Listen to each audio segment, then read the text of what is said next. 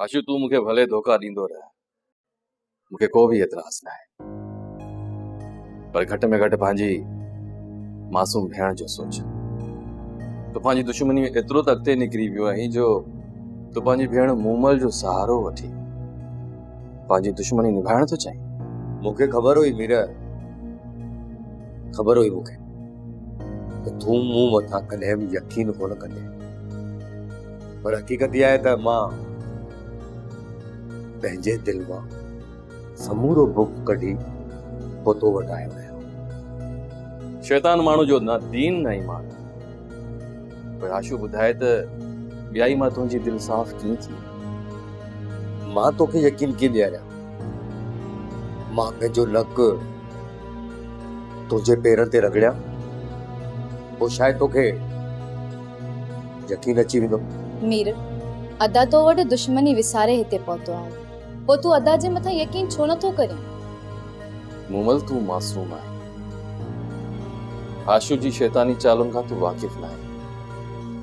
हिते आयो त आहे पर नवाब खान जे चवण ते। ही नवाब खान जे चवण ते ना आहे आयो, हिन जे मथां मूं ऐं मूमल ज़ोर रखियो आहे।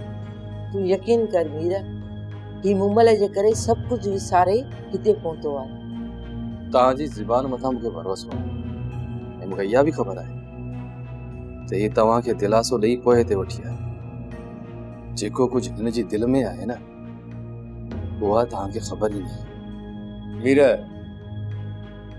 सच पुछी त मुंहिंजे दिल में हाणे तुंहिंजे लाइ का मुनाफ़ी न आहे ऐं मुंहिंजी जेकी भेण है न इहा तोसां शादी करण थी चाहे।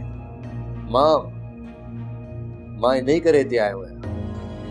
हाणे बसि तूं सिर्फ़ु इहा ॻाल्हि कर त तोखे रिश्तो क़बूल आहे त ठीकु आहे, ऐं जेकॾहिं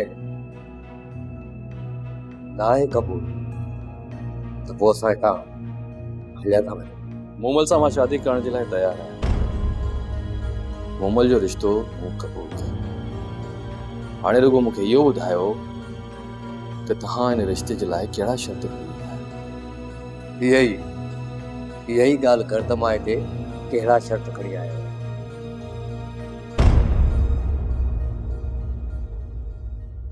सोप सीरियल तकरार तमाम एपिसोड ॾिसो हाणे HD क्वालिटी में। विजिट कयो असांजो YouTube channel Sindh TV HD drama.